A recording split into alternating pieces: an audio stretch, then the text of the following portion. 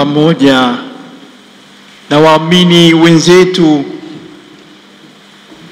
ulimwenguni tunatafakari leo mateso na kifo cha Bwana wetu Yesu Kristo, mkombozi wetu. Tulipoanza Juma Kuu hili, Jumapili ya Matawi, niliwaalika na nikawaomba tuwe karibu na Bwana wetu Yesu Kristo, tukiyatafakari hayo mafumbo makuu ambayo kwayo yeye huyo ametukomboa. Tulipoanza maadhimisho ya siku tatu kuu hizi muhimu jana,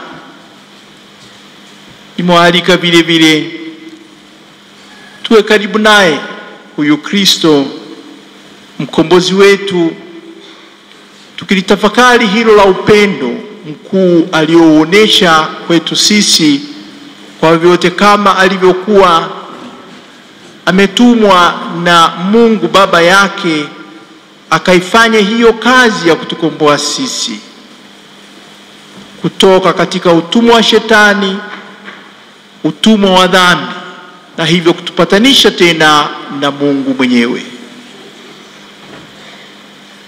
Hiyo kazi Bwana wetu Yesu Kristo ameifanya na akaikamilisha kwa njia hii ya mateso na kifo. Baadaye Mungu atampa hilo lilomstahili atakapomfufua na kumwingiza katika utukufu huo, kama atakavyoshangilia tunapokumbuka tendo hilo la ufufuko wake siku hiyo ya Jumamosi kuamkia Jumapili. Ameyafanya hayo yote akiwa na sifa moja kubwa sana, hiyo ningesema sifa mbili kubwa sana hizo, na kwa sifa hizo amefanikisha hicho ambacho Mungu alimtuma akakifanya, na kinyume chake kitakuwa ni hicho ambacho sasa sisi tunakuwa nacho. Itakuwa la pili ambalo ningelipenda niliongelee kwa kifupi, na la tatu na mwisho itakuwa ni hilo la kuamua vizuri sasa tusimame wapi. Bwana wetu Yesu Kristo ni kwa unyenyekevu, kama tulivyosikia kutoka katika hilo somo la kwanza, nabii Isaya alipokuwa akitabiri hayo ambaye atakuja kumkuta huyo mtumishi wa Bwana, hiyo sura ya 52 ikimtaja huyo ambaye angelikuwa ni kama mwana kondoo ambaye atapelekwa machinjoni, lakini atakuwa mnyenyekevu, hatafungua mdomo na hataleta maneno. Atapokea yote hayo, na baadaye tunakuja kuambiwa huko mwishoni, na kwa kufanya hivyo amekuja kuzichukua, na amezichukua dhambi zetu zote, na kwa namna hiyo ametukomboa. Kwa unyenyekevu ameyafanya hayo. Litarudiwa tena kutoka katika waraka kwa Ebrania sura hiyo ya 4, kama tulivyosikia hilo la unyenyekevu, na kwa unyenyekevu wake amechukua dhambi zetu na ametukomboa kutoka katika utumwa wa dhambi. Lakini haitoshi, sifa kubwa nyingine aliyokuwa nayo ambaye itamtofautisha na sisi baadaye, kama nilivyosema cha pili nitakachokiongelea, ni hilo la kutokuwa na woga. Ushujaa huu aliokuwa nao Bwana wetu Yesu Kristo alijua saa yake imefika sasa, na ataenda sasa kuingia hayo mateso na atauawa. Lakini alijua kabisa kwamba Mungu hatamwacha, na ni kwa sababu hiyo alikuwa na ushujaa pekee kabisa, akiamini kabisa kwamba Mungu huyo atakuwa naye mpaka mwisho. Ubinadamu unaweza kaingia baadaye, tunavyosoma katika maandiko, hata yeye mwenyewe anapoanza kuliona hilo, akifikiri Mungu amemwacha, Mungu wangu, mbona umeniacha? Lakini alijua hata muacha. Kumbe akawa na ushujaa huo, na haya ameyafanya daima, sio tu alipokuwa anaenda sasa kukikabili hicho hayo mateso, kuyakabili afu na baadaye ukabili hicho kifo.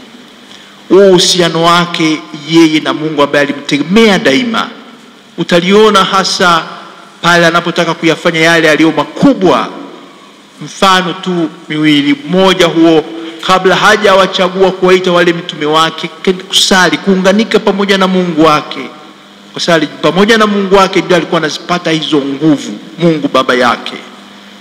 Kabla hajaingia mateso haya na kwenda bustanini Getsemani, atasali huko usiku kucha, baadaye anaingia kwenye mateso hayo.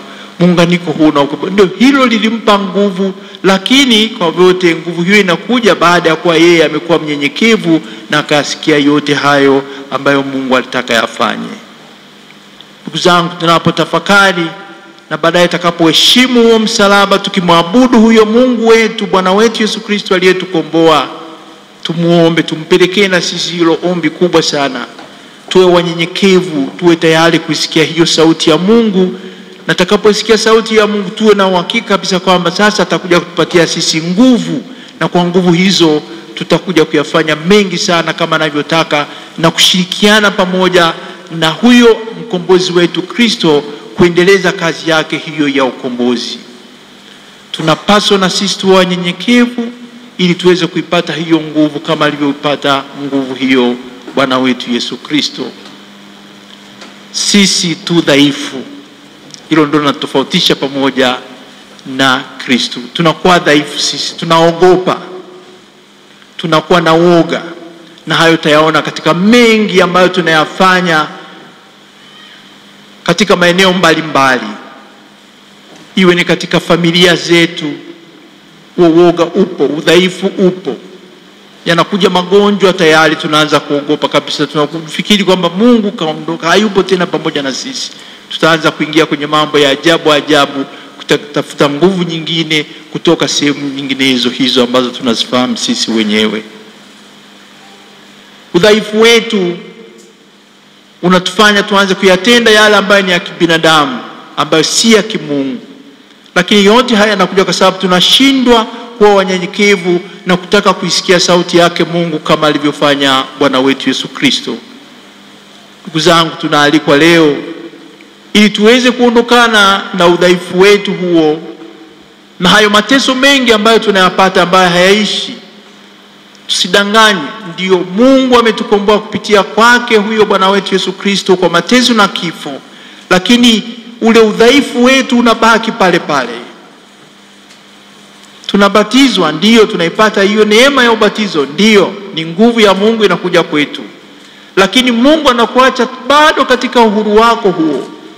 Bwana wetu Yesu Kristo alipotukomboa alionyesha njia hiyo na yakafanya yote hayo ya kuwezekana, akashinda nguvu za shetani, akamshinda huyo nguvu dhambi, akashinda hayo mauti. Lakini bado binadamu kama binadamu yuko katika hilo la udhaifu ambalo asipomsikiliza Mungu akawa mnyenyekevu akayafuata mawaidha yake kama alivyofanya huyo Bwana wetu Yesu Kristo, atarudi katika matatizo hayo. Na hapo linakuja hilo la tatu na la mwisho, ndugu zangu. Sisi tukawa tumesimama, hata kila mmoja aliyebatizwa, na baadaye katika nafasi zetu hizo mbalimbali tunazokuwa nazo, kuanzia kwa viongozi wakubwa, sisi wachungaji ambao ndio tunakuja kuyatangaza hayo, kuja kuelekeza nyinyi ambao mnakuwa mnatusikia kwa unyenyekevu kabisa, na nyinyi wenyewe katika ngazi mbalimbali, tufahamu kabisa kwamba aliyesimama, na tulijue hilo, angalie asianguke. Kristo hakuanguka kwa sababu alibaki amejishikiza kwake huyo Mungu muda wote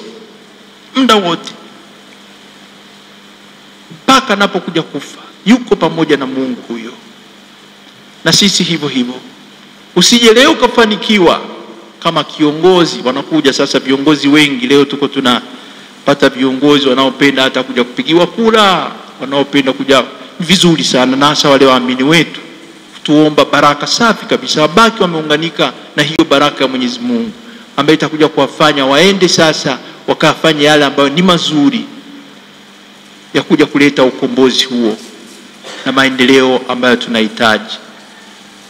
Lakini wasahau vile vile, leo wanaweza kufanikiwa, lakini kufanikiwa kwao huko kutaendelea kuwa ni kufanikiwa kama watabaki wameshikana na huyo anayemtafuta tangu mwanzo anapokuwa naomba wafanikiwe katika hali atakayofanya. Na sisi vile vile katika kazi zetu zote tunazofanya, mimi mwenyewe kama askofu, padri au mweka wakfu au muamini katika ngazi mbalimbali katika familia, yote hao tunayofanikiwa tukayapata, tutaweza kuendelea kweli kuyashuhudia hayo makuu ya Mungu anayotutendea sisi kama tutabaki tumeshikana naye huyo Mungu wetu.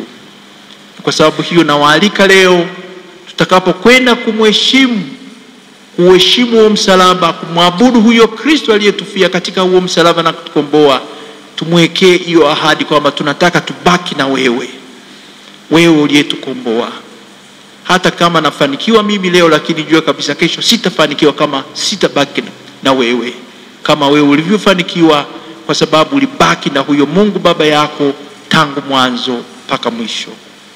Nawaalika ndugu zangu, twende na nia hiyo, tumwekee huyo Mungu wetu, Bwana wetu Yesu Kristo aliyetukomboa, maombi yetu hayo kwamba tunataka tubaki na wewe, na inawezekana kabisa.